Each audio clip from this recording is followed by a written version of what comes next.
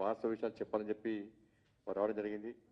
మళ్ళీ రిక్వెస్ట్ చేస్తున్నా, ఎవరినైతే ఇన్వైట్ చేస్తామో కొన్ని ఛానల్స్ను భారతీయ జనతా పార్టీ బహిష్కరించింది. మీడియా అంటే గౌరవం మాకు, విలేకరులు అంటే చాలా రెస్పెక్ట్ మాకు, విలేకరులతోని మాకు ఏమి ఇబ్బంది లేదు. కానీ కొన్ని యాజమాన్యాలు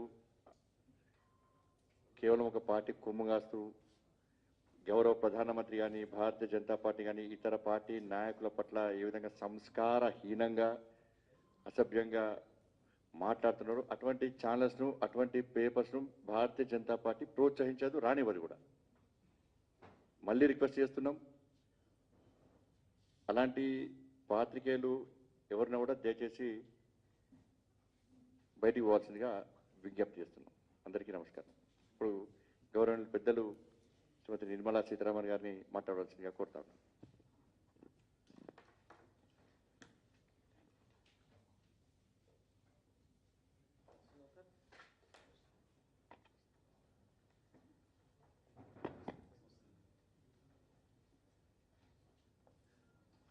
అందరికీ నమస్కారాలండి. చాలా సంవత్సరాల తర్వాత హైదరాబాద్లో ప్రెస్ మీటింగ్. ఇప్పుడు నేను తెలంగాణ వచ్చినది పార్లమెంట్ ప్రవాస్ అని పార్టీ ద్వారా చాలా స్టేట్స్లో మినిస్టర్స్ వెళ్ళి 3 రోజులు ఏదో ఒక నియోజకవర్గంలో ఉండి ఆ 144లో అక్కడ ఉన్న కార్యకర్తలతోటి సంపర్కం చేయడం, వాళ్ళతోటి మాట్లాడటం, అలాగే వాళ్ళ కుటుంబాలతోటి వాళ్ళ ఫ్యామిలీలో వెళ్ళి వాళ్ళతో ఒక భోజనం, లేదా అక్కడ ఉన్నటువంటి సమాజంలో ఉన్నటువంటి కొన్ని సెక్షన్స్ తోటి మాట్లాడటం, వాళ్ళ మనసులో మాట ఏముంది, వాళ్ళ ఇన్పుట్స్ ఏంటి, గ్రౌండ్లో జరిగేది ఏంటి, వాళ్ళకి ఏదైనా ముఖ్యంగా చెప్పాల్సిన విషయం ఉందా అనేదిని ఒక రకంగా మాట్లాడి అర్థం చేసుకొని రావడానికి. దీంట్లో ఆ నియోజకవర్గానికి ఒక్కసారి వెళ్ళాలని ఏం రూల్ లేదు. నేను నా తరపు నుంచి ఇక్కడ కోఆర్డినేట్ చేసే పెద్దలు, పార్టీ ప్రెసిడెంట్ ప్రేమేందర్ రెడ్డి గారు, వీళ్ళు ఈ పర్టికులర్ ప్రోగ్రామ్కి కోఆర్డినేషన్ వాళ్ళే చేస్తున్నారు కాబట్టి వాళ్ళతో మాట్లాడి, నేను ఒక్కసారి కాదండి 2-3 సారి కావాలంటే నేను రావాల్సి ఉంటుంది. ఎందుకంటే ఆ 3 రోజుల్లో నేను ఎంత న్యాయంగా అందరినీ కలవడం వీలవుతుందో నాకు తెలియదు. అందుకని కొంచెం బిట్స్లో హ్యాండిల్ చేద్దాం అని చెప్పుకొని ఈ పట్టు 3 రోజుల్లో కొంతమందిని మళ్ళీ 2-3 సార్లు అందరినీ కలుద్దామనే ప్లాన్. దీని ద్వారా నిన్న మొన్న నాకు చాలా మంచి అనుభవాలు. మా కార్యకర్తలు అందరూ చాలా ఉత్సాహంగా ఉన్నారు. గ్రౌండ్లో వాళ్ళకి ఉన్న సిట్యువేషన్, అట్లాగే ప్రజల పట్టు ఉన్న సేవాభావంతో నేను ఈ ఇష్యూస్ని ఎలాగైనా తీసుకెళ్ళి రాష్ట్ర ప్రభుత్వం లేకపోతే కేంద్ర ప్రభుత్వంలో చెప్పి దీనికి సొల్యూషన్స్ తెప్పించాలి అనే ఆ కమిట్మెంట్ తోటి ఉన్నటువంటి కార్యకర్తలు నాకు చాలా ఇన్స్పిరేషన్గా ఉంటుంది. అది కాకుండా పర్టికులర్లీ ఇంట్లో వెళ్ళి కార్యకర్తలతోటి ఉండడం అనే ఆ కార్యక్రమంలో కూడా ఒకరోజు భోజనం ఒక ఇంట్లో, ఒకరోజు పొద్దుటే బ్రేక్ఫాస్ట్ ఇంకోరి ఇంట్లో అని, ఇవాళ మార్నింగ్ కూడా ఒక దళిత్ బస్తీలో ఉన్నటువంటి ఎస్సీ మోర్చా ప్రెసిడెంట్ వాళ్ళ ఇంటికి వెళ్ళాం, మండల్ ప్రెసిడెంట్ వాళ్ళ ఇంటికి వెళ్ళాం. వాళ్ళ కుటుంబం అందరితో సభ్యులతోటి మాట్లాడటం జరిగింది. సామాజిక వర్గం అని చూసి పర్టికులర్లీ ఒక కమ్యూనిటీ అని వెళ్ళకుండా ఈసారి ఫార్మర్స్ యాజ్ అ సెగ్మెంట్, రైతుల సమస్యలను అర్థం చేసుకోవడానికి ఇవాళ మార్నింగ్ ఒక పెద్ద మా కిసాన్ మోర్చా సంబంధించిన కార్యకర్తలు, వాళ్ళతో స్నేహంగా ఉన్నటువంటి కొంతమంది రైతులు, వాళ్ళందరినీ పిలిపించి ఒక కన్సల్టేటివ్ మీటింగ్ లాగా వాళ్ళ విషయాలు చెప్పడం, అది విన్నాక దానికి జవాబు కాదు, కానీ అది విని దాని తర్వాత నా వాట వచ్చినప్పుడు మోదీ బీజేపీ గవర్నమెంట్ 2014 నుంచి వాళ్ళ వరకు రైతులకి ఏమేం చేశారు, ఇంకా ఏం చేస్తూ ఉన్నారనేది కూడా వివరంగా చెప్పడం జరిగింది. నిన్న అన్ని పార్టీలో ఉన్నటువంటి మోర్చాస్ను అంటాం, అంటే 6 మోర్చాలు ఉన్నాయి. Kisan Morcha, SC Morcha, ST Morcha, minority Morcha, OBC Morcha, మహిళా మోర్చా. ఈ 6 తోటి కూడా వాళ్ళందరూ కూడా ఒకే మీటింగ్కి వచ్చారు. వాళ్ళు ప్రతి ఒక్కరు కూడా వాళ్ళ మోర్చా సంబంధించిన ఇష్యూస్ చెప్పారు, అవి మాట్లాడుకున్నాం. సో ఈ పట్టు ఎసెన్షియలీ పార్టీ కార్యకర్తలు, పార్టీ కుటుంబాలు ప్లస్ పార్టీ సంబంధించిన మోర్చాల నుంచి వచ్చే రిప్రజెంటేటివ్స్ వాళ్ళందరితోటి సంపర్కం చేయడమే మెయిన్ ఈ పట్టు ఇష్యూ. సమ్మన్ సబ్స్టెన్స్ నాకైతే చాలా బీజేపీ ఒక సంగారెడ్డి, కామారెడ్డి, నిజామాబాద్ పక్కన ఉన్నటువంటి కాన్స్టిట్యువెన్సీలో ఉన్న మా కార్యకర్తలు అందరం కూడా చాలా మోటివేటెడ్గా ఉన్నారు. It was very very inspirational for me. As opening statement ఇంతే నేను చెప్పదలుచుకున్నాను. కోర్స్ ప్రేమేందర్ రెడ్డి గారు as you wish open statement. అడిగే ముందు మీ పేపర్ ఛానల్ పేరు చెప్పండి. ప్రగతి భవన్ నుంచి పేపర్ లీక్ అయింది. ఇంత స్థాయికి ఒక నిర్మలా సీతారామన్ గారు తెలంగాణకు వస్తుంటే ఇంత భయపడు ఎందుకో నాకు అర్థం కాలేదు. టీఆర్ఎస్ పార్టీకి ముఖ్యమంత్రికి క్వశ్చన్స్ రాసి ఇక్కడ భారతీయ జనతా పార్టీలో బీజేపీ బీట్ చూసేటువంటి రిపోర్టర్స్ అందరూ సత్తా ఉన్నోళ్ళు, పక్కా వాళ్ళు కంకలు అంటారు, కంకలు వాళ్ళు ఇక్కడ అంటే వాళ్ళకి ఏం తెలియదు. మీ ప్రగతి భవన్సి క్వశ్చన్స్ చేస్తే అడగాలనా? ఇటువంటి చిల్లర వేషాలు దయచేసి బంద్ చేయాలి. వారు అన్నిటికీ సిద్ధం ఉంటారు, వారికి ఫైర్ బ్రాండ్ వారు. కానీ మీడియా దయచేసి మీ ఛానల్ పేరు కానీ పేపర్ పేరు చెప్పినా కానీ వారు క్వశ్చన్ సార్ కొన్ని ఛానల్స్ చెప్పాల్సిన అవసరం లేదు, బహిష్కరించాం కాబట్టి గౌరవప్రదంగా.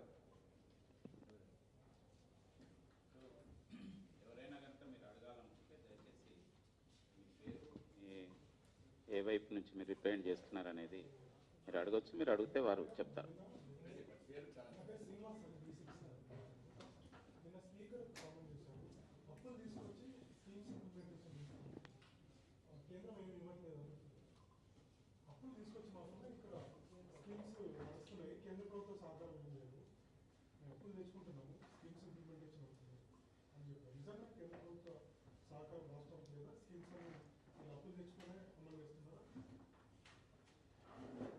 ప్రతి స్కీమ్కి కేంద్ర ప్రభుత్వం ఒక వాట ఉంటుందండి, స్టేట్ ప్రభుత్వం ఒక వాట ఉంటుంది. ఇప్పుడు లాస్ట్ 1 year నుంచి ఒక విషయం నేను మీ దృష్టికి తీసుకొస్తున్నాను. డైరెక్ట్గా దీనికి ఆన్సర్ కాదు అది, కానీ అది చెప్పడం వల్ల ఈ ఆన్సర్ కూడా మీకు అర్థమవుతుంది. ఇది టెక్నాలజీ యూజ్ చేసి ఎక్కడ కూడా ట్యాక్స్ పేయర్ ఇచ్చిన డబ్బు అనవసరంగా ఒక రోజు ఎక్స్ట్రా కూర్చోకూడదు. ఏ ప్రాజెక్టుకు వెళ్ళాలో ఆ ప్రాజెక్టు టైంకి వెళ్ళాలి అనే ఆ దృష్టిలో ఒక సిస్టమ్ తీసుకొచ్చాము. ఇది ఈ ప్రాజెక్టుకు వర్తిస్తుంది నేను చెప్పట్లా, కానీ చెప్తున్నాను. ట్యాక్స్ పేయర్ ఒక్కొక్క పైసాని సరిగా ఉపయోగం చేయడానికి కేంద్ర ప్రభుత్వంలో ఏమేం చర్యలు తీసుకుంటున్నాం దాంట్లో ఒక్కటి మీ ముందు ఇప్పుడు పెడుతున్నాం. దానివల్ల డిజిటైజ్ చేసేసాం పూర్తిగా. ఇప్పుడు సెంట్రల్ స్కీమ్ ఒకటి ఉందనుకోండి, దాంట్లో సెంట్రల్ వాటా 60 రూపాయలు పెట్టి స్టేట్ వాటా 40 రూపాయలు పెట్టినాక అది 100 రూపాయలు అయి ఆ ప్రాజెక్ట్ లాంచ్ అవుతుంది. ఇప్పటి వరకు ఉన్నటువంటి పరిస్థితిలో ఈ సిస్టమ్ వచ్చే ముందు 60 రూపాయలు సెంటర్ పెట్టేస్తుంది, స్టేట్ వాటా ఉండదు. నేను తెలంగాణ గురించి చెప్పట్లా, సిస్టమ్ని వ్యాఖ్య చెప్తున్నాను. తెలంగాణ గురించి ప్రత్యేకం ఆన్సర్ ఇద్దాం. సో ఈ 60 రూపీస్ పెట్టేస్తాం, తర్వాత 40 రూపీస్ స్టేట్ పెడుతుంది. అది ఎప్పుడు పెడుతుందో మనకు తెలియదు. ఈ 60నే ముందు వాడుకుంటారు, లాంచ్ చేస్తారు. దాని తర్వాత ఈ 40 వస్తుందో లేదో మనకు తెలియదు. ఇన్కంప్లీట్గా ఉంటుంది ప్రాజెక్ట్, ఇన్కంప్లీట్. ఇంకా ఇవన్నీ వస్తాయి. దాని తర్వాత ఎప్పుడు ఏ టైంలో ఈ 40 తిరిగి వస్తుందో మనకు తెలియదు. ఇవన్నిటి వల్ల ప్రాజెక్ట్స్ చాలా పెండెన్సీలు ఉండిపోతాయి. ఎవరు వాటి వల్ల పెండింగ్ తెలియదు. ప్రజలేమో సెంట్రల్ గవర్నమెంట్ ఇవ్వాల్సిన ఈ ప్రాజెక్ట్లో ఇంత డిలే అవుతుంది ఏంటి అని అడుగుతారు. ఇవన్నిటికీ ఇవాళ ఆ సిస్టమ్ ద్వారా మీరు పెట్టిన వెంటనే ఆ డబ్బు పెట్టేస్తాం. Just in matter of minutes ఇది డిజిటైజ్ అయిన తర్వాత. దానివల్ల ఎక్కడ కూడా స్టేట్ హిస్సా వచ్చిందా, సెంట్రల్ వాటా రాలేదా, ఇవన్నీ గొడవ ఉండదు. ఇద్దరిది ఒకే టైంలో పడుతుంది ఆ అకౌంట్లో. ఈ రిఫార్మ్ తీసుకొచ్చింది మోదీ సర్కార్, కేంద్ర ప్రభుత్వం. ఎందుకు? ఆఫ్టర్ ఆల్ ఒక్కొక్క పైసా ప్రజలది. ఎక్కడో ఒక చోట్ల ఆగిపోయి ఉంది, పార్క్ అయిపోయింది, ప్రాజెక్ట్ నడవల. ప్రజలేమో అడుగుతున్నారు కేంద్ర ప్రభుత్వాన్ని. ఇంకా గోళ ఉండకూడదని ఈ సిస్టమ్ తీసుకొచ్చాం. అది ఇప్పుడు ఒక ప్రాజెక్టు నేను అప్పు తీసుకొచ్చి నడుపుతున్నా, దీంట్లో కేంద్ర ప్రభుత్వం సహకారం లేదు అని అంటే అది కేంద్ర ప్రభుత్వం ప్రాజెక్టే కాదు కదండి. నువ్వు అప్పు తీసుకొచ్చుకో, ఒక ప్రాజెక్ట్ లాంచ్ చేసుకో, నీ పేరు పెట్టుకో, ఏదైనా చేసుకో, నో ప్రాబ్లం. బట్ కేంద్ర వాటా కూడా తీసేసుకుని దాని మీద నేను అప్పు తీసుకొచ్చి ఇంకా దాన్ని మ్యాన్షన్ లాగా కట్టేశాను, ప్రజలకి నీవు 1 బెడ్రూమే ఇస్తున్నావు, నేను 40 బెడ్రూమ్ ఇస్తున్నాను, కానీ నా ఉసిరికాయ అంత డబ్బు నీకు దాంట్లో ఉందా లేదా? అది ఉసిరికాయో ఇంకొకటో ఉందా లేదా? ఉన్నప్పుడు మా పేరు కూడా పెట్టు. సో నేను అప్పు తీసుకొచ్చి నడుపుతున్నానంటే that's your wish. I have nothing to comment on it. But ఏదైతే మా ప్రోగ్రామ్ అని మేము డబ్బుతోటి ఇస్తున్నామో దాంట్లో మా పేరు ఉండాలి. ఇది ప్రత్యేకంగా ఆ పేరు మార్చడం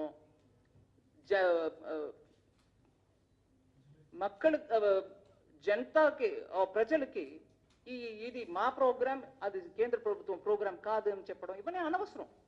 ప్రజలకి కేంద్ర ప్రభుత్వం ఇస్తుంది, మీరు ఇస్తారు. ప్రజలకు మంచి కొరకు అందరూ చేస్తున్నాం. అందరం చేస్తున్నప్పటికీ అందరూ చేస్తున్నాం ఒప్పుకోండి. కేంద్ర ప్రభుత్వం వాటే లేదు, మేము మా పేరు పెట్టుకుని కప్పు తీసుకుని నడుపుతున్నాం అంటే అది మీ ప్రోగ్రామ్ అయ్యా. దాంట్లో నాది ఉంటే నాది ఉందని చెప్పడానికి నీకేం అభ్యంతరం అని అడుగుతున్నాం.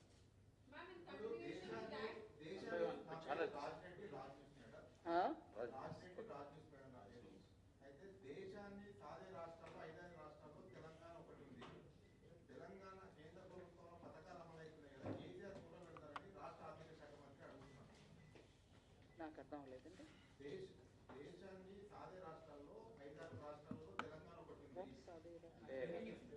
కంట్రిబ్యూషన్ దేశానికి మొత్తం నడవడానికి కంట్రిబ్యూషన్. తెలంగాణ ఇచ్చే డబ్బుల ద్వారా వేరే రాష్ట్రాలకు కూడా పోతున్నాయి. కేంద్రంలో కూడా కేసీఆర్ ఫోటో పెడతారని ఇక్కడ రాష్ట్రానికి సంబంధించిన ఆర్థిక మంత్రి ప్రశ్నిస్తున్నారు. ఇది నేను కొంచెం క్లుప్తంగా ఆన్సర్ ఇవ్వకుండా కొంచెం పెద్దగా ఆన్సర్ ఇస్తాను. వ్యంగ్యంగా సినికల్గా నువ్వెంతైనా తిప్పు బాబు, నువ్వెంత కావాలో దాన్ని ట్విస్ట్ చెయ్యి. హిందీలో చెప్తారు తోడ్ మరోడ్ చెయ్యి. విషయం ఏంటి? నేను అదే ప్రశ్నకి నేను ఇంకో రకంగా అడుగుతున్నా. తెలంగాణలో హైదరాబాదు 55% తెలంగాణ ఇన్కమ్కు కాంట్రిబ్యూట్ చేస్తుంది. 55%. ఉదాహరణకి జిఎస్టీ ఎగ్జాంపుల్ తీసుకొని చెప్తున్నా, అప్ టు 50 to 55%. ఆదిలాబాద్లో ఒక ప్రాజెక్టుకి హైదరాబాద్ ట్యాక్స్ పేయర్ ఇచ్చిన డబ్బుతోటి ఇక్కడ నేను చేస్తున్నానని హైదరాబాద్ ఓటర్లు అందరి పేరు మీద నడుపుతారా? హైదరాబాద్లో ఉన్నట్టు ఎంపీ వారు ఫోటో పెట్టి నడుపుతారా? అక్కడ ఉన్న బిల్డింగ్ మీద నీ అది చెప్తావా, హైదరాబాద్ ఇచ్చిన రెవెన్యూ వల్ల ఈ బిల్డింగ్ కడుతున్నావు అని పెడతారా? అట్లా ఉంది. అంటే వ్యంగ్యంగా నేను ఎంతైనా అడుగుతా, వెటకారంగా మాట్లాడతా, అవన్నిటికి సరి సాటి జవాబు ఇవ్వు అనంటే ఇది జవాబు. హైదరాబాదు 55% మీకు ఇన్కమ్ ఇస్తుందంటే అన్ని జిల్లాల్లో నడిపే ప్రతి కార్యక్రమంలో కూడా హైదరాబాద్ ఎంపీ మీరు కాదు కదా, మరి ఎంపీది పెట్టుకోండి. ఇట్లా జవాబు ప్రజల కోసం ఇస్తున్నావు, ఎదురు ఆపోజిట్ పార్టీ కోసం ఇవ్వట్లా. బీజేపీ ఒక ప్రశ్న అడుగుతుంది, బీజేపీకి నేనెవరు ఇవ్వడానికి, హూజ్ బీజేపీ అనొచ్చండి. కానీ బీజేపీ అడిగే ప్రశ్న అలాగా టిఆర్ఎస్ అడిగే ప్రశ్న ప్రజలకి దానికి జవాబు కావాలనే దాని కోసం అడుగుతున్నాం. మేము మీరు ఎవరు అడిగినా, మీడియా ఎవరు అడిగినా కూడా ప్రజలకి దాంట్లో ఒక ఎక్స్ప్లెనేషన్ కావాలి. అది ఇవ్వడం ఇవ్వకుండా పోవడం అది మీ ఇష్టం. కానీ వ్యంగ్యంగా ఇలా తిప్పితే వ్యంగ్యంగా ఎవరైనా తిప్పగలుగుతారు.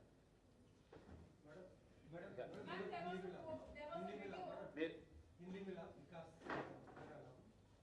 कल हरीश राव जी ने कहा कि आपने आयुष्मान भारत में अभी तेलंगाना शामिल नहीं हुआ है, लेकिन वो कहते हैं कि हम 2022 में आयुष्मान भारत में शामिल हो गए हैं, केंद्र सरकार ने कुछ पैसा भी दिया है। अगर आप साबित कर सकते हैं कि हम आयुष्मान में शामिल नहीं हुए हैं तो आप रिजाइन कीजिए, गलत हो तो, या तो मैं रिजाइन करूँ। यही भाषा बड़ी ऐसे ही होता है, मगर मेरा उस दिन का प्रेस कॉन्फ्रेंस का रिकॉर्डिंग देख लीजिए. मेरा रिकॉर्डिंग नहीं है, आपका रिकॉर्डिंग ही देख लीजिए. उसमें मैंने क्लियरली बोले 2021 तक, शायद जुलाई 2021 if I remember correct, I said it May 2021. లేదు వారు హిందీ ప్రశ్న అడిగారండి, నేను మళ్ళీ తెలుగులో మీకు కూడా అదే విషయం చెప్తాను. తెలుగులో చెప్పనా? నా ప్రెస్ కాన్ఫరెన్స్ లో నేను ఏం చెప్పాను ఈ విషయం మీద అనేది ఒకసారి శుభ్రంగా చూసుకొని మాట్లాడమనండి. దాని తర్వాత ఇంతో అవ్లు అంత టెన్షన్ పెట్టుకుని నేను రిసైన్ చేయి, నేను రెసిగ్నేషన్ చూసుకుందామండి. ప్రజలు ఎవరిని తీయాలి, ఎవరిని పెట్టాలనేది ప్రజలు చూసుకుంటున్నారు. ప్రతి మాటకి రోజు పొద్దుటే లేచి రోజు సాయంకాలం ఒక ప్రెస్ కాన్ఫరెన్స్ పెట్టుకుని పల్నా నువ్వు రిసైన్ చెయ్యి, నీ అన్ని ఏకవచనం. రిసిగ్నేషన్ తర్వాత ముందు నేను ఇచ్చినదని చూడమనండి. నేను దాంట్లో చెప్పింది కూడా ఇదే. 2021 వరకు చాలా వరకు ప్రోగ్రామ్స్ లో పార్టిసిపేట్ చెయ్యం, నో వే అన్న వాళ్ళు అప్పుడు ఎందుకో మనసు మార్చుకొని వచ్చి చేరారు అనే లైన్ కూడా నేను చెప్పాను అక్కడ. కానీ ఆ 2021 జ్ఞానం ఎందుకంటే వచ్చింది? అప్పటి వరకు ఏం చేశారు? ప్రజల్ని మబ్బు పెట్టడానిక? సో పూర్తిగా విని మాట్లాడితే అందంగా ఉంటుంది. పర్టికులర్లీ మినిస్టర్స్ ఒక పొజిషన్లో ఉన్నవాళ్ళు ఊరికే ఏదో విన్నాను దాన్ని పెట్టుకుని రెస్పాండ్ చేశాను, ఆ పద్ధతి వద్దండి. ప్రజల కోసం మనం కొంచెం డీటెయిల్డ్గా మ్యాటర్ ఆఫ్ ఫ్యాక్ట్గా చెప్పడం అవసరం.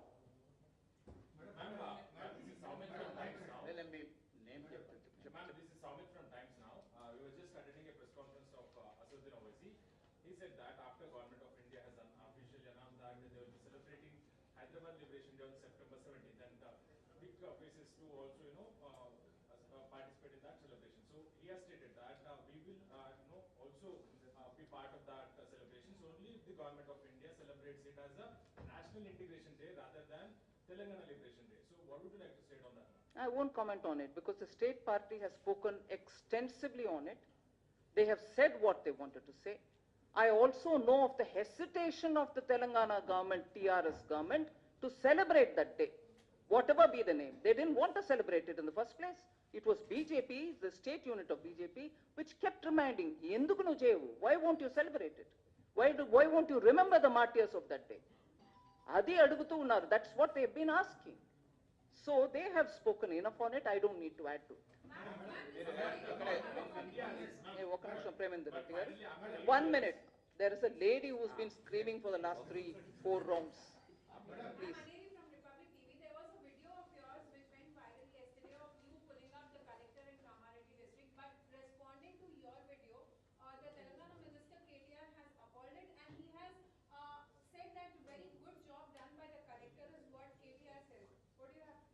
I am not here to judge whether the collector has done a good job or a bad job. But And he is unpleasant with your way of talking to the collector. Can I answer now? I am not here to judge about the conduct of the collector. But as a people's representative, I have every business to ask a question. And when I ask a question, please point out to me, through that entire conversation before that PDS ration shop, if there was anything objectionable, unparliamentary, discourteous language that I've used. So as a people's representative, if I ask a question to an administrator, and if he is unable to give me an answer, I even went to the extent of saying, oh, you don't have an answer now? Maybe after half an hour you can give me? I said that also. Now, if after that, somebody, whoever be it, minister, MP, MLA, whoever be it, media, if you think that wasn't right, you have every right to your opinion. But I think, as a people's representative, I have every business to ask and seek an answer. If my language was objectionable, you have every business to comment. But I think I have not crossed any limits of parliamentary language, discourteous language, none of that. So where is the objection? Madam, the 15th Finance Commission has, I'm Rahul from the Hindu. The 15th Finance Commission has clearly recommended to the Government of India to revisit the FRBM Act. After all, the Act is 20 years old. The 15th Finance Commission Has recommended to Government of India to revisit the FRBM Act. It's almost 20 years old now. I'm asking this question in the background of the frequent poses of our Chief Minister that the limit of FRBM has not been raised for the government, state government to raise additional loans. What is your stand on that? 15th Finance Commission recommends.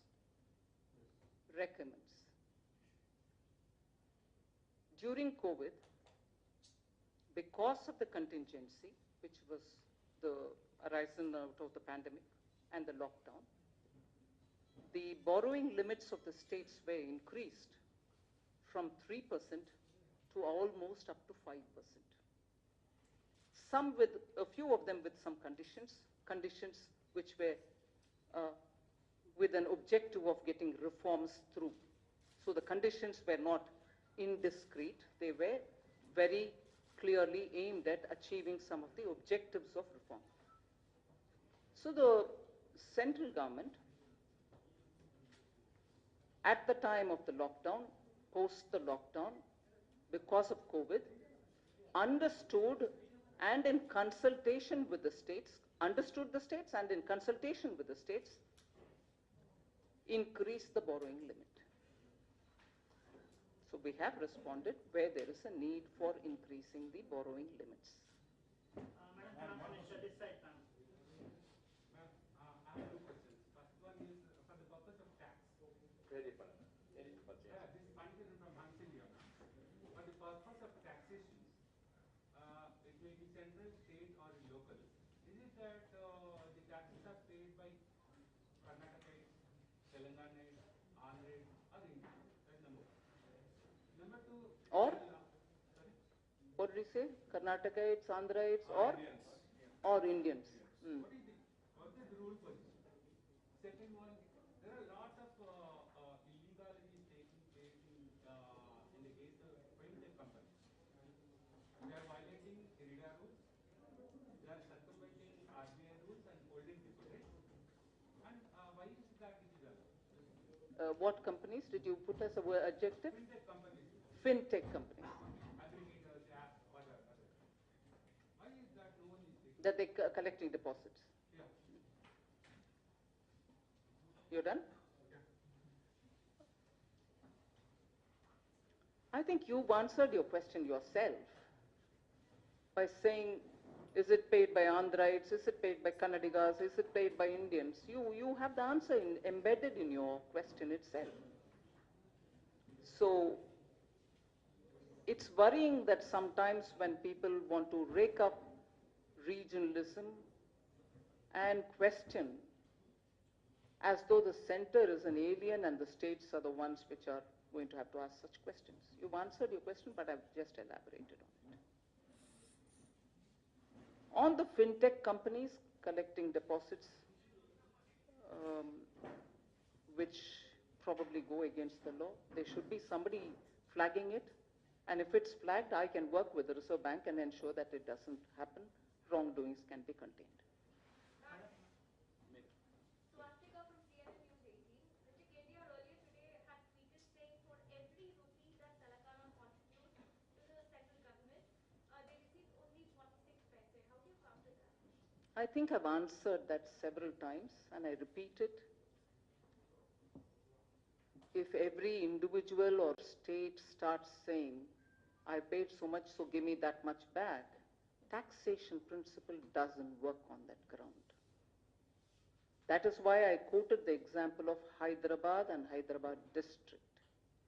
Will you then say everything that comes from Hyderabad district will have to be spent only in Hyderabad?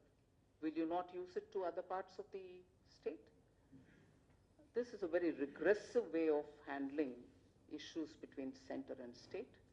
This is a very regressive way. Then many other states equally, which are better probably in terms of the quantum of revenue that they contribute to the central kitty, who can ask more. It doesn't work that way. And he knows it, I'm sure everybody knows it. It's good for rhetoric, it's good for media, it's good because it keeps the temperature hot and higher, but it is not, I think it's disingenuous, if anything. Madam,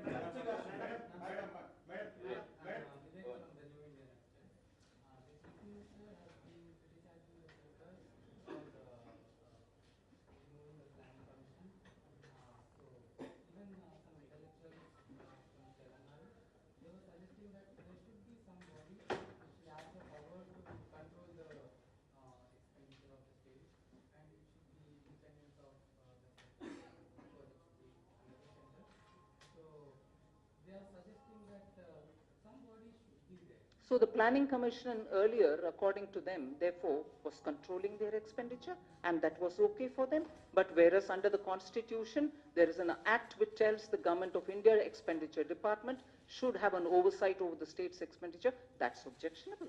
So what is provided by Constitution is objectionable, whereas what the Planning Commission, which at that time was not even constitutionally provided, it wasn't even statutorily provided, that is acceptable. So please, let's do some homework on it. I want to learn more on this.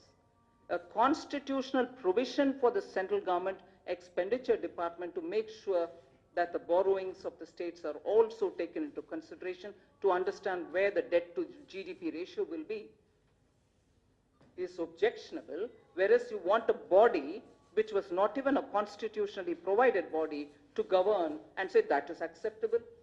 So I'm surprised at this. No arguments here. If you're voicing your view, I'll take it. Then. Not mine. No, because let us look at Kageshwaram project. Yes. After so many years, we are realizing that corruption has happened. Yes. There were checks and balances. Right. So it should have come out long back. Absolutely. I should have come out long back. 40,000 becoming 1,40,000.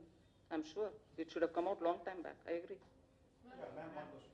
Ma'am, the GDP growth in the first quarter was 13.5%. Do you see similar double-digit growth for that time? Well, I'll hope for. We'll work for it.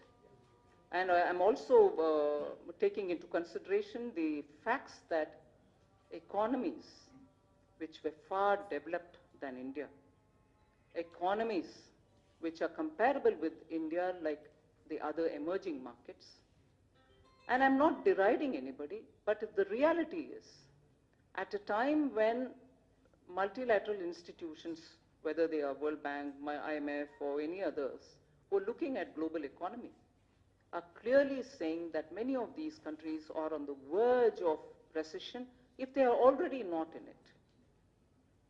And, sorry, and there are economies which are at a high risk of recession. Some of them 85%, some of them 15-16%. And the report also very clearly says that India is not on the verge of a recession at all. So, if we are not on the verge of recession,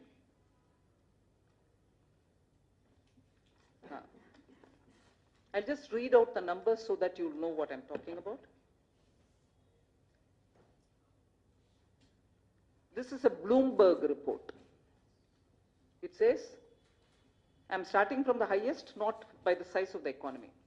Sri Lanka has 85% probability for getting into recession. New Zealand 33%, South Korea 25%, Japan 25%, China 20%, Hong Kong 20%, Australia 20%, Taiwan 20, Pakistan 20, Malaysia 13, Vietnam 10, Thailand 10, Philippines 8, Indonesia 3, India 0. Bloomberg report. So if we are not on the verge of recession, it also gives me the confidence that if we are constantly responsive in terms of the sections which need hand-holding, in terms of the boosts that we have to give the economy, we will keep going on that route. And therefore, the Q1 growth, which some argue saying it's on the base, on a low base, but low base of last year, Q1 over 2020 when there was a lockdown also was low base. So it's all right, whatever be it. Compared to the economies that we are talking about, we are still on a very sound wicket. We are literally the fastest growing economy. The number, whether it is 7.8, 7.5, 7.4, all that is later when it comes.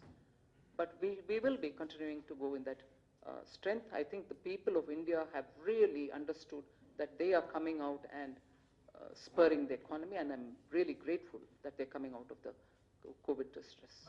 Just like add a question on ఒక్క నిమిషం మీరు అయిపోయింది తెలంగాణ మంత్రులు కానీ ముఖ్యమంత్రితో సహా కేంద్రం మీద ఒకటే ఆరోపణ చేస్తారు. తెలంగాణ మీద నిర్లక్ష్యంగా వ్యవహరిస్తుంది బీజేపీ కేంద్ర ప్రభుత్వం అని చెప్పి ఒక ఆరోపణ చేస్తుంది. విభజన చట్టంలో పొందుపరిచిన హామీలను అమలు చేయడం దగ్గర నుండి రాష్ట్రానికి కావాల్సిన ట్యాక్సుల వరకు విషయంలో కూడా ఒక రకమైన నిర్లక్ష్యంగా ఉంటుందని వీళ్ళ ఆరోపణ. దీంట్లో వాస్తవం ఉందంట? 1% కూడా వాస్తవం లేదు. నేను ఖచ్చితంగా చెప్తున్నాను. ఈ అబ్స్ట్రాక్ట్గా నిర్లక్ష్యంగా ఉన్నారు, మాకు ఏం చేయట్లేదు, మాకు ట్యాక్స్ ఇవ్వట్లేదు. ఇప్పుడు ట్యాక్స్ గురించి వారు అడిగిన దానికి నేను చెప్పాను. ఫార్ములా ఫినాన్స్ కమిషన్ ఇస్తుంది. ఎవ్రీ మంత్ ట్యాక్స్ డెవల్యూషన్ ఆ ఫినాన్స్ కమిషన్ ఇచ్చిన అదే ఫార్ములా మేరకి మేము ఇస్తూ పోవాలి. అది ఇవాళ వరకు అప్ టు డేట్గా ఉన్నాం. అది మాత్రం కాదు, కొన్ని నెల నేను అడ్వాన్స్గా రాబోయిన మంత్లో ఇవ్వాల్సినది కూడా ముందే ఇచ్చేసి, సో దట్ వాళ్ళకి చేతులు ఉండాలి, ఖర్చు పెట్టేవాళ్ళు వాళ్ళు స్టేట్స్ అని చెప్పుకొని టైంకి ఇవ్వడం మాత్రం కాదు, ముందే ఇవ్వడం కూడా జరిగింది. నాలుగు సారి మొత్తం అట్లా చేసాం బిట్వీన్ 2020 అండ్ బిట్వీన్ 2021 అండ్ ఇప్పుడు. సో ట్యాక్స్ ఏ రేట్లు వేస్తున్నాం అనేది ఫిక్స్ చేసేది మేము కాదండి, it is central finance commission. ఒకటి. రెండు, ఈ స్టేట్కి నాకు ఇష్టంగా ఉంది, వీళ్ళకి ఎక్కువ ఇవ్వాలి, వీళ్ళకి తక్కువ ఇవ్వాలి అని చేయడానికి నాకు అక్కడ ఏ మాత్రం స్పేస్ లేదు, చెయ్యలేను. సిస్టంలో బిల్డ్ అయిపోయి ఉంటుంది, అందువల్ల అది కుదరదు. రెండవది. మూడవదండి, ట్యాక్స్ సెంట్రల్ గవర్నమెంట్ కలెక్ట్ చేసి, ఇది పార్లమెంట్లో కూడా మాటమాటకి వస్తుంది. మీరు ట్యాక్స్ డివాల్వ్ చేసేది ఒకటి, అది కాకుండా నాన్ డివాల్వ్డ్ అదే సెస్ని కలెక్ట్ చేస్తున్నారు, అది డివల్యూషన్లో రాదు, అవన్నీ మీరే తీసుకుంటున్నారు కదా అని మళ్ళీ తెలంగాణ నుంచి కూడా ఆ మాట వస్తుంది. నేను పార్లమెంట్లో కూడా దీనికి జవాబు చెప్పాను. ఆ కలెక్ట్ చేసే సెస్, ఊరికే చెప్తున్న ఉదాహరణకి ఎడ్యుకేషన్ సెస్, హెల్త్ సెస్, ఇలా building roads infrastructure cess collect చేసేది అన్నీ కూడా స్టేట్స్కే పోతాయి. కలెక్ట్ చేసే అమౌంట్ అన్నీ కూడా మీ రోడ్ ప్రాజెక్టుకి, మీ స్కూల్స్కి, మీ హాస్పిటల్స్కి, మళ్ళీ సెంట్రల్ గవర్నమెంట్ కానీ ఒక్క క్షేత్రం అని ఏం లేదండి. కలెక్ట్ చేసే డబ్బు అంతా కూడా ఏ కారణానికి కలెక్ట్ చేస్తున్నామో ఆ కారణానికి ఖర్చు పెట్టాల్సిందే. నేను పార్లమెంట్లో డేటా ఇచ్చాను, ప్రతి సెస్కి కలెక్టెడ్ అమౌంట్ ఎంత, ఇప్పుడు వరకు ఎంత ఖర్చు పెట్టామని. 2/3 సెస్లో కలెక్టెడ్ అమౌంట్ కంటే ఎక్కువ ఖర్చు పెట్టాం. అందువల్ల ఏ రకంగా కూడా ఈ ఆరోపణలో ఒక్క మాట కూడా నిజం లేదు.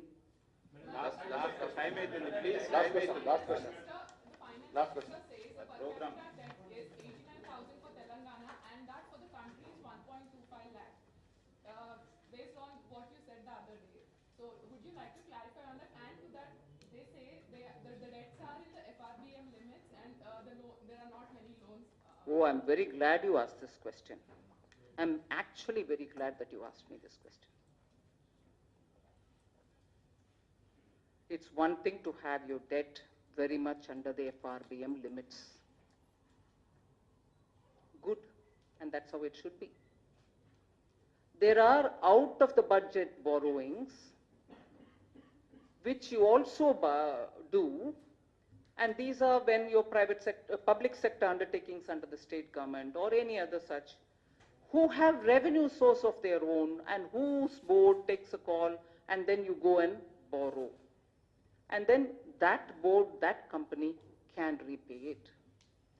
But what is shown in the budget, which the central government also under the FRBM asks, saying how much is it? Is it 4%? Is it beyond 4? Is it 5? And during COVID period, it didn't have to go beyond 5 and so on. If you borrow under the FRBM, but probably borrow as much or more outside of that, which doesn't come into the budget. It's outside of the budget. Now, both put together, you may say, why should you put together? They have taken care of by borrowing because they have a provision to borrow. They also are seeking permission and then borrowing. But many of that is beyond their capacity and it doesn't even come into your budget. You're not telling the people of Telangana or the elected representatives about that burden also getting added on here. So, in a way, we are all spending time talking about things, saying, no, it is blue, dark blue, but not light blue, but that it is blue is the discussion. And that, in a way, by getting further, deeper in this conversation, Telangana is probably accepting that they are actually beyond the limit. So it is this, but it is not that. Arey Baba, both put together, it is that. Na. Will you put together? You shouldn't put together will be the next answer. I can tell you by before the time I leave from the city, there will be one more response. There will be one more response to say, no, what is she saying? You can't add these two. I am not saying add these two, but eventually the state is getting burdened by out of the state budget borrowing as much as this. This at least is in the knowledge of the assembly, that is not. Chepta. For the out of the budget borrowings, you are already adding for the previous years, it should be retrospective instead. I'm not getting into that debate, ma'am. We can have it separately. I'm not refusing to get. ఒక్క నిమిషం అండి, జవాబు చెప్తున్నప్పుడు నాకు అంత intelligence లేదు మీ లాగా అష్టావధానం చేయడానికి. కొంచెం మెల్లగా వెళ్తా. So it's all right. We can always get into the details of this is not it, it's not it. Is she talking like this? Overall, and I quoted the former finance minister of Telangana when I said, every child born in the state has now got 1.25 lakh on their head. What was the response to it? No, it's not 1.25, it is probably 110. You're admitting that you're burdening the future generation. Wo hai story. Please. Ma'am, you said about development, ma'am. No, I can't. Ma'am, I just want to say about IS. No, you had your turn. Please hold on. That one, ఇప్పుడు వరకు ప్రశ్న అడగలేని వాళ్ళు అడగండి మళ్ళీ అదే.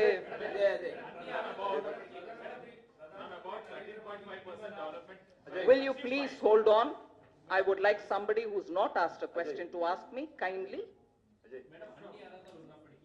తెలంగాణకు bulk drug పరిశ్రమలు ఇవ్వడంలో కేంద్ర ప్రభుత్వం మొండి చేయి చూపించిందని కేటీఆర్ దాని మీద టీఆర్ఎస్ వాళ్ళు కూడా మాట్లాడుతున్నారు. ఎలా మొండి చేయి చూపింది? అదే ఎలా మొండి చేయి చూపించింది ఒకసారి చెప్పండి. అదే అర్థమైంది. బల్క్ ఎలా మొండి చేయి చూపించింది కొంచెం చెప్పండి. లేలే అదే కేటాయించకుండా అదే కదా మొండి చేయి. ఏంటి మొండి చేయి ఎలాగా? No, wait a minute, ma'am. Let's not mutually help each other.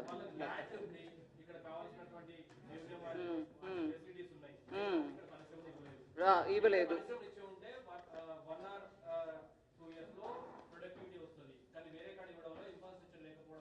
వేరే కాడ ఇవ్వడం వల్ల అనే మాట కరెక్ట్ కాదండి. అందరికి ఇస్తాం, అందరం ఎవరికి వాళ్ళు ఇస్తాం. మీరు మీ టైంలో అది ఆ పర్టికులర్ ప్రాజెక్టు ఈ పర్టికులర్ ప్రాజెక్ట్ అంటే నేను కొంచెం వివరం తెప్పించుకొని మాట్లాడతాం మీతో. బట్ ఒకటి ఈ కాళేశ్వరం గురించి చెప్పారు చూడండి, దానికి కావాలంటే ఇంకొకటి విషయం తీసుకోండి. ఒక ప్రాపర్ డిపిఆర్ అంటే ఏంటి? Draft project report, detailed project report which comes draft వర్షన్లో, అది అప్రూవ్ అయినాక అది వెళ్ళి ఫైనలైజ్ అవుతుంది. అది వాజ్ నాట్ ఈవెన్ ప్రిపేర్డ్. నేను ఆల్రెడీ 40 to 1,40,000 చెప్పాను. Cost of running of the water pumps చాలా ఎక్కువ. ఇది సస్టైనబుల్ కాస్ట్ కూడా కాదు, ఫీజిబుల్ కూడా కాదు. ఒక ఆర్టీఐ, నేను చెప్పట్లా, ఆర్టీఐ ద్వారా తెలంగాణ గవర్నమెంట్ నుంచే వచ్చిన రిప్లై, దానికి అప్పు తీసుకోవడం గురించి చెప్పే, మేము అప్పు తీసుకుని నడుపుతున్నాం కదండి, మీకు ఎందుకు అభ్యంతరం అన్నారు కదా. చెప్తున్నా, అప్పు తీసుకోవడం దానివల్ల what is the burden on every citizen of Telangana చెప్తున్నా. ఆర్టీఐ ద్వారా వచ్చిన రిప్లై, అప్పు కాళేశ్వరం కోసం 8.25% నుంచి 10.9% వరకు వడ్డీ తీసుకుంటున్నారు. సస్టైనబుల్ అది? ఇవన్నీ ఆలోచించండి. ఊరికే మేమేం మాట్లాడలేదు. ఇక్కడ ఉన్న సమస్యల్ని ప్రజలకి ఖచ్చితంగా తీసి చెప్పాల్సిన బాధ్యత మా అందరికీ ఉంది. నేను అక్కడ ఏదో పెద్దగా ఫసల్ బీమా యోజన గురించి మాట్లాడేశాను అని చాలా బాధపడ్డారు. మేము పలానా తారీఖు జాయిన్ చేసాము, అవన్నీ కరెక్ట్. మీరు మీడియాలో ఉన్నారు. ఇవాళ సుప్రీంకోర్టు నుంచి ఏం వచ్చిందండి? ఇవాళ సుప్రీంకోర్టు నుంచి ఏం వచ్చిందండి? కోర్టులో వెళ్ళి నువ్వు నిలబడి చెప్పినప్పుడు కోర్టు ఏం అడిగింది? హైకోర్టులో ఒక ఆర్డర్ ఇచ్చారు, ఇవ్వు, రిలీఫ్ ఇవ్వు. 2020 అక్టోబర్లో వచ్చినటువంటి వరదల్లో కొట్టుకుని పోయి చాలా రైతులు ఇబ్బంది పడుతున్నారు అని హైకోర్టులో ఆ వరదలను అఫెక్ట్ చేసిన రైతులు అందరికీ రిలీఫ్ ఇవ్వండి అన్నారు. అది తర్వాత సుప్రీంకోర్టుకు తీసుకెళ్ళి, ఆ సుప్రీంకోర్టుకు తీసుకెళ్ళి గవర్నమెంట్, తెలంగాణ గవర్నమెంట్ తీసుకెళ్ళింది ఎస్ఎల్పి పెట్టి. అక్కడ ఇంకా ఫైనల్ వర్డిక్ట్ రాలే, నాకు వచ్చేసింది నేను చెప్పాల. కానీ వాళ్ళు ఏమో అడుగుతున్నారు, మీరు ఈ మధ్యలో హైకోర్టులో ఇట్లా జడ్జ్మెంట్ వచ్చినాక మా దగ్గర ఇప్పుడు ఎస్ఎల్పి తీసుకొచ్చే టైంలో ఏదైనా రిలీఫ్ ఇచ్చారా అన్నారు. అక్కడ మన తెలంగాణ తరపున ఉన్నటువంటి అడ్వకేట్ ఏం చెప్పలే. కానీ నేను మీకు ఆ విషయంలో ఒక మాట చెప్పదలుచుకున్నా. SDRF, disaster relief fund, national disaster relief fund, ఇవన్నిట్లో ఎస్డిఆర్ఎఫ్ కూడా డబ్బు వస్తుంది, దాన్ని పెట్టుకొని మీరు రిలీఫ్ ఇస్తారు. ఈ వరదల విషయంలో అక్టోబర్ 2020కి వచ్చిన వరదల విషయంలో ఎస్డిఆర్ఎఫ్ ద్వారా, కేంద్ర ప్రభుత్వం ద్వారా సెంటర్ శాంక్షన్ చేసిన అమౌంట్ 188 కోట్లు, 188 crores, 188 crores.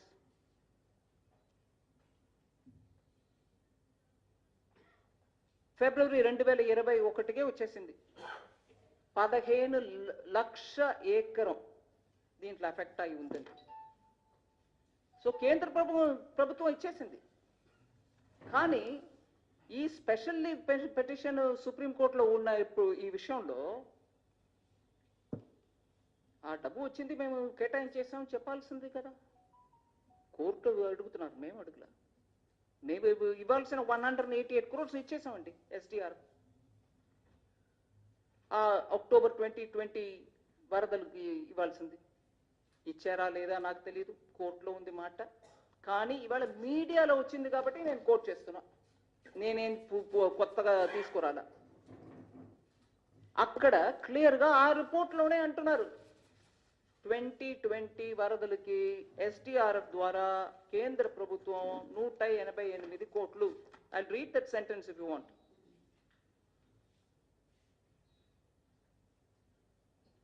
The state government had submitted in a final report to the center in October 2020, giving detailed tables establishing severe crop loss in 15 lakh acre, and that the center had sanctioned rupees 188 crore from the disaster response funds, NDRF or SDR, in February 2021. So తెలంగాణకు నిష్ఠూరం, డబ్బు ఇవ్వట్లే, మీరు ఎవరో అడిగారు అక్కడి నుంచి. ఇవాళ వచ్చిన మాట నేను చెప్తున్నానండి. ప్రతి ఒక్కట్లో ఇదే, ఇస్తూ పోతున్నాం.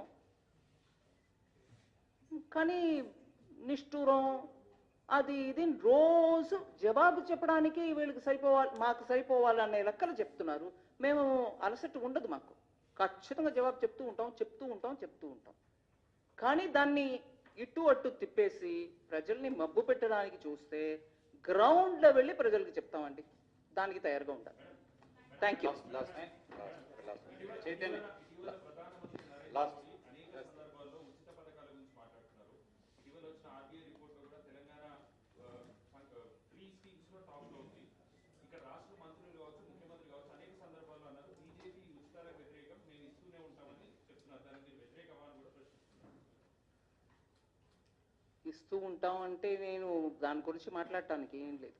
కానీ దీంట్లో ఈ చర్చలు మన అందరం భాగస్వామ్యం తీసుకోవాలి. We should become a party to this discussion. అదే నేను చెప్పేది. ఎందుకంటే ఉచితంగా ఇస్తున్నాం అని అంటే ఆ ఉచితానికి అర్థం ఏంటి? ఎక్కడో ఎవరో ఇస్తున్నారు.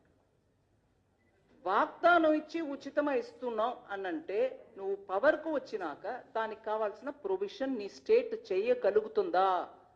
నీ దగ్గర అంత సొమ్ము ఉందా, అంత ట్యాక్స్ రెవెన్యూ ఉందా అని అసెస్ చేసుకొని దానికి కావాల్సిన ప్రొవిజన్ని బడ్జెట్లో చూపించండి. నేను ఉచితంగా 15 లక్షల రైతులకి లోన్ వేవర్ 1 లక్షం తలుచుకున్నా, దానికి ఇంత అమౌంట్, ఆ అమౌంట్ నేను బడ్జెట్లో పెట్టాను. మా స్టేట్లో అంత సొమ్ము ఉంది, నేను పెడతాను అని పెట్టి చూపించండి. నేను ఉచితంగా ఇస్తానని చెప్పి వాగ్దానం, ఓటు, తర్వాత పవర్ రావడం, దాని తర్వాత ఎవరో డిస్కామ్, జెన్కో వాళ్ళు కట్టేస్తారా అంటే డిస్కామ్, జెన్కో ప్రజల దగ్గర వెళ్ళి నాకు ఓటు ఇవ్వని అడగలా, నువ్వు అడిగావు. దానికి ప్రొవిజన్ చేసే ఆ రెస్పాన్సిబిలిటీ కూడా మన దగ్గర ఉండాలి. అంత రెవెన్యూ స్టేట్లో ఉందని ముందు చూసుకో. లేదు అప్పు తీసుకునే ఇస్తాం అని అంటే అప్పుకు తగినట్టు రెవెన్యూ వస్తుందా అని మీరు ప్లాన్ పెట్టండి. అప్పు తీసుకుంటాం అంతే, తర్వాత వచ్చేవాళ్ళు చూసుకుంటారు అనే రకంగా చేస్తే అది రెస్పాన్సిబుల్ గవర్నమెంట్ కాదు. ఇవన్నీ ఇది ఒకటే కాదు, ఇట్లా ఇంకా చాలా ఆర్గ్యుమెంట్స్ ఉంటాయి. అవన్నీ కూడా రావాలి.